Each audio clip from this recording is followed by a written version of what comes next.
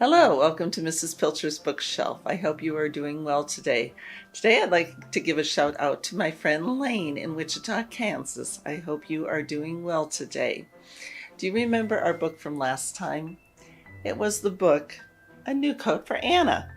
Pretty much gave it away at the end of the video last time, but it's by Harriet Ziefert and the pictures are by Anita Lobel. Now, I just read at the beginning of this story that this is actually a true story, which I did not realize when I've read it before, but it is a true story. And I'm not even going to try to pronounce the names, but it was for a girl who waited many months for a new coat and showed it to me some 25 years later. I'm guessing the author.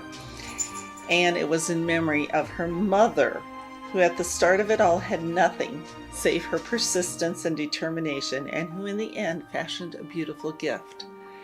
So this story, of course, takes place at the end of World War II, and Anna needed a new coat. And her mother gets very creative in how she goes about getting a new coat for her. First, we need wool. Tomorrow we will visit a farmer and see about getting some. Remember, she had the gold watch. So they take the gold watch and they get the wool. And this is another great story of different people contributing to the coat. Of course, it's winter time, but we have to wait to shear the sheep. And so Anna visits the sheep every Sunday. And she would like it to be colorful, and so she gets some red berries from a local lady, the lingonberries actually. And of course there's the yarn that they make. And it goes about, she then has to take it to a tailor, trades the teapot for the tailor to sew it. There it is in the window. The tailor was pretty proud of the coat that he sewed for Anna. And then at the very end, she wants to celebrate with all her friends. When Anna wore her new coat home, she stopped at every store to look at her reflection in the window. When they got home, her mother said, "Christmas will be here soon, and I think this year we could have a little celebration." Anna said, "Oh yes, and please could we invite all the people who helped to make my coat?" "Yes," said Anna's mother, "and I will make a Christmas cake just like I used to." Anna gave her mother a big hug. On Christmas Eve, the farmer, the spinner, the weaver, and the tailor came to Anna's house. They all thought Anna looked beautiful in her new coat. The Christmas cake that Anna's mother baked was delicious.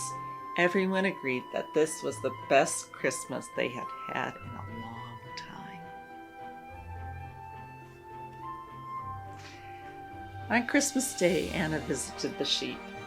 "Thank you for the wool, sheep," she said. "Do you like my pretty new coat?" The sheep seemed to smile as they answered, "Bah, bah." So, great story of people working together again to get a coat for Anna. Another wonderful book to add to your collection. You can either purchase it through an independent bookstore or through Amazon. Now, this week's book is another fun story that I have read to my girls several years while they were growing up. I also read it to my students this year, so they should be able to guess it right away. Let me read you a little bit from this book. Today, Mr. Whiskers was helping Maggie with her chores, and they soon had armfuls of firewood. "Happy Thanksgiving Day, Mr. Whiskers," Maggie smiled at her friend. That wasn't his real name, of course. It was Uriah Peabody, but Maggie had called him Mr. Whiskers ever since she could remember. Maggie was very fond of Mr. Whiskers. Her grandmother was not. "Too many whiskers and not enough soap," she often said to Maggie.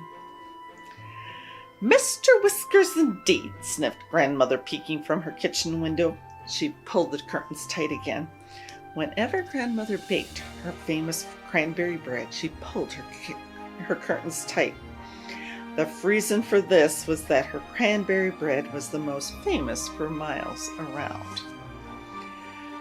I hope that gave you enough clues to guess what this book is. Just another great story, and there's actually a recipe included in the back of the book, and I have made that recipe several times, especially around Thanksgiving.